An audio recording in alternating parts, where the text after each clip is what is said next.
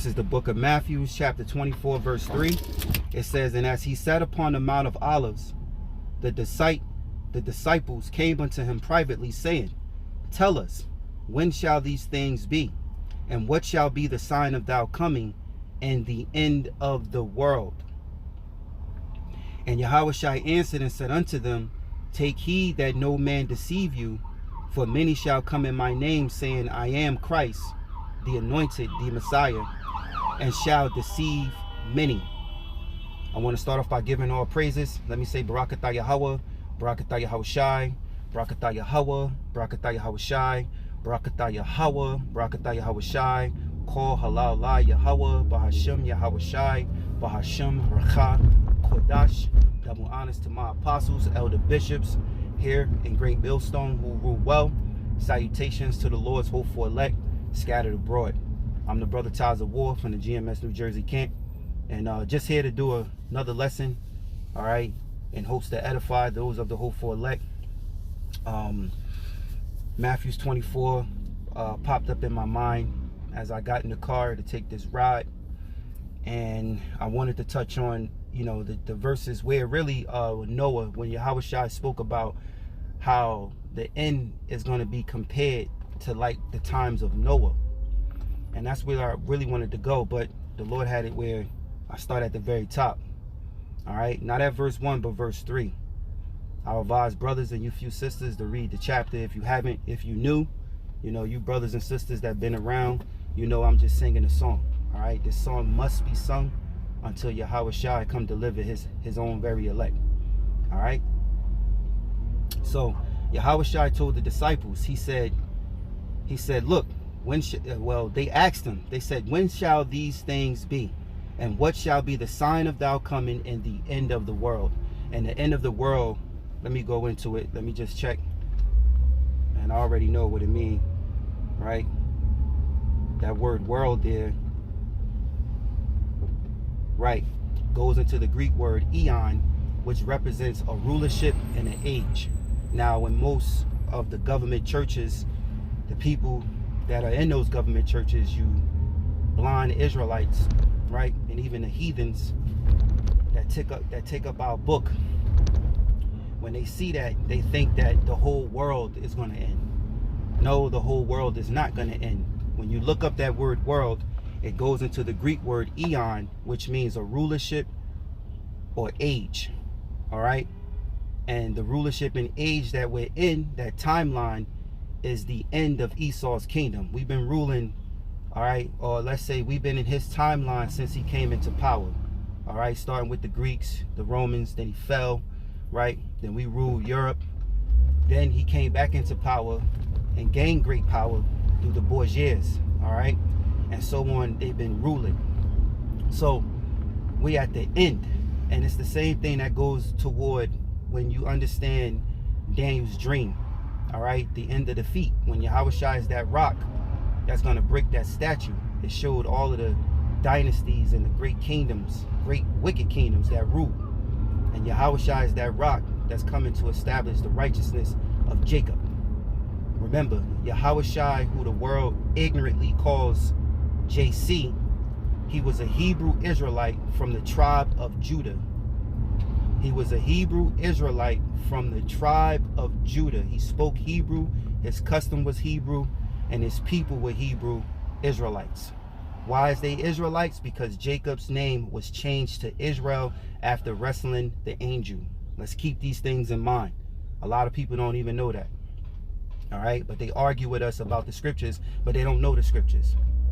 His name, Jacob's name, was changed to Israel, which the Lord called him Yasha'Allah, which means he prince power, meaning the sons of Jacob are the princes of the power, sons of the king. Okay, so I just wanted to bring that out. And it said, and the end of the world. So Yahushua gave us these signs, and he told them, he said, and he answered and said, take heed that no man deceive you, for many shall come in my name, saying, I am the anointed, and shall deceive many. And many have, and many still will. All right, it says, and ye shall hear of wars and rumors of wars. See that you be not troubled, for all these things must come to pass, but the end is not yet. So the rumor of war is World War III, which will come to pass, because that's the war that is biblically known as Armageddon. All right. But right now, you know, even though the war, you could say it started through the tariffs, it's going to officially break out when it do.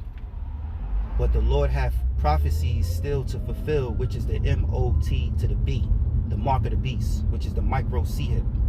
That has to come to pass as well before all these things, you know, before everything come to pass. All right. Before we get delivered, all these prophecies got to come to pass. So it says, and ye shall hear of wars and rumors of wars. See that you be not troubled, for all these things must come to pass, but the end is not yet. Because the end will be when the Lord appear and deliver up his elect into a chariot. All right.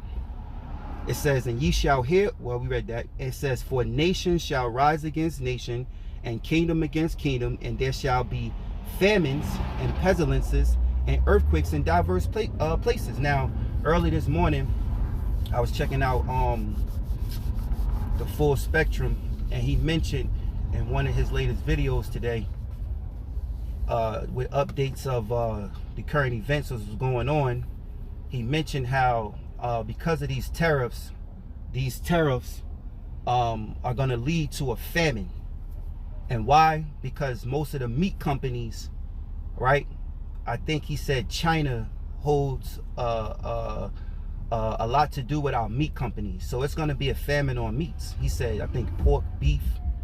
I forgot exactly.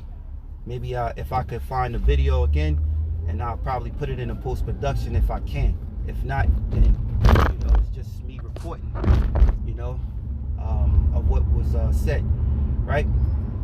So a famine is where there's scarce of food. You know, food is not easy to come by. Clean water is not easy to come by. People gonna starve. That leads to people fighting each other. You know, sedition among men. Prophecy in 2nd Esdras 15, 2nd Esdras 16. So these things must come to pass first before the end, right? And he says, and pestilence is sickness, right? And earthquakes in diverse places. Now, Dabu, right? Report Dabu just recently did a video. I don't know if it was today I saw it or yesterday, that it was a great earthquake. And it's been a couple, but the earthquakes are being overlooked because of everything else, man. Yo, man, all praises to Yahweh Bashim Yahweh Shah, because if you can't see the vision and you can't see what's going on that the Lord is doing, then you're just not of the elect. Because when we read these scriptures are alive. It's a lively spirit. And it's speaking. Not only speaking, it's yelling. All right? That these prophecies are coming to pass. He just covered a video. If I can chop and screw that, if I could. Lord's willing. I don't know if I'm going to be able to, but maybe I'll be able to. Lord's willing. But I just saw that. I don't know if it was yesterday. I don't know if it was today. But earthquakes are happening right now all over the world in diverse places. Places that earthquakes don't happen. You know? In these different places. And it says all these things are the beginning of sorrow. So yeah, you know, we are in the beginning of sorrows. Well, I would say we are in those sorrows. Because this ain't the very beginning of sorrows. We are actually in it. Which these sorrows leads to what prophecy? Jacob's trouble. All right? Jacob's trouble. It says, well, let's skip down now. I wanted to jump into what I wanted to read, right? And I'm going to jump down into the chapter. And let's get to where I wanted to actually read. When Yahweh Shai compared the end to the time of, like the time of Noah, you know. Now, matter of fact, before I read that, bear with me 1 second.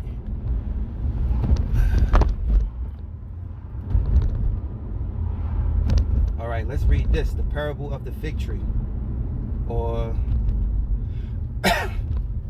no, the glorious return. I want to read this part. The glorious return at verse 29. Immediately after the tribulation of those days shall the sun be darkened, and the moon shall not give her light. Now also too, keep in mind for you, newbies, that are just waking up to this truth. When you read these chapters, they jump. Everything don't stay within the fine line. The Most High prophesies here a little, there a little, right? Here a little, there a little. All right, that's why it's important to watch the videos, take notes, take heed, to what's being taught from the brothers here in Great Millstone, starting with the head apostles. All right, so you can really get 100% truth, and you can learn this truth. You can learn this word of Yahweh Shai. You can sing this song of Yahweh Shai if Yahweh Bashim Shai is dealing with you. So I'm jumping to verse 29. Immediately after the tribulation of those days shall the sun be darkened, and the moon shall not give her light, and the stars shall fall from heaven, and the powers of heaven shall be shaken. And then shall appear the sign of the Son of Man in heaven. It says, and then shall all the tribes of the earth mourn, and they shall see the Son of Man coming in the clouds of heaven with power and great glory. Now this is proof of what I just had prophesied and said, how the elect is going to be taken up into that ship, right? Into that chariot. Because Yahweh Shai, who the world ignorantly calls JC, he's coming back in a chariot. And he's not coming alone. So it says that when it says clouds, it's talking about the chariot of Yahweh, right? So it says the clouds of heaven with power and great glory. All right, power and great glory. Power and great glory. Right? These ships that Yahweh Shai and the angels are coming back in are not going to be taken down, shot down by Edom. All right? It says power and great glory. Power that's not of this world, man. Okay? And the glory of the perfection of his beauty, of what it does and what it looks like, and what it's going to do. So it says, verse 31, and he shall send his angels with a great sound of a trumpet, and they shall gather together his elect from the four winds, from one end of heaven to the other.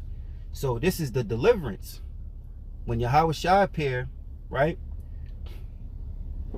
from all the four winds, which are the four corners of the earth, where the elect is scattered, they're going to be taken up. They're going to be taken up. Right? So now verse 32, now learn the parable of the fig tree. When his branch is yet tender, he putteth forth leaves. You know that summer is nigh. So likewise you, when you shall see all these things, know that it is near, even at the door. See what all things? See all these prophecies come to pass. I'm thinking about 2nd Esdras 9. The scriptures say, measure thou the time diligently in itself, and when thou seest parts of the signs pass, then thou shalt know it is the very same time wherein the highest will begin to visit the world which he made. So that's why it's important to understand these prophecies, so you can actually tell what time it is. Yeah, what time is it, bro? It's time for the Lord to come. What time is it, bro? It's time for Yahweh Shai to return. That's what time we on. It's time for Yahweh Shai to return, right? It's time for that marriage. We're preparing ourselves and grooming ourselves for that great marriage, man. Right? Being unspotted and blameless in the eyes of Yahweh Bashim Yahweh Shai. Right? So it says, so likewise you, when you shall see all these things, know that it is near, even at the doors. Verily I say unto you, this generation shall not pass till all these, it says, this generation shall not pass till all these things be fulfilled. Heaven and earth shall not pass away. Heaven and earth shall pass away, but my words shall not pass away. Now what has to be fulfilled? All right, prophecy. All right, prophecy has to be fulfilled. Okay? And it says heaven and earth shall pass away, meaning the fashion of this world is going to pass away. We're not going to ride in these, cars, gasoline cars, or electric cars. We're not going to stay in houses built like, Egypt. We're not going to be on pavement roads like this, concrete roads that remind Edom of Petra back when he was in the caves, or Caucasus Mountains, being on rocks. We're not going to have rubber tires, sneakers, boots, shorts, all this is going to pass away, man. It says heaven and earth shall pass away, but my words shall not pass away. Why? Because even when Yahushua return and the elect be changed in the twinkling of an eye and be delivered, guess what? There's still prophecy that has to go on. We're still in the book. We're still in the Bible. All right? And we're going to live through what the Lord said, how we will live. So his words are not going to pass away. All right? So now, verse 36, it says, but of that day and hour knoweth no man, no, not the angels of heaven, but the Father only. So that's important to understand as well, because when somebody say they know the day and the hour and the time, they're a liar. All right, they got Satan on them. Satan is speaking through them. All right. Bear with me 1 second, Salakia. This is gonna be a quick show. All right. Hopefully I can get through these verses that I wanted to get through, but I have to do something real quick and fast. All right, so let me do this real quick. Bear with me 1 second.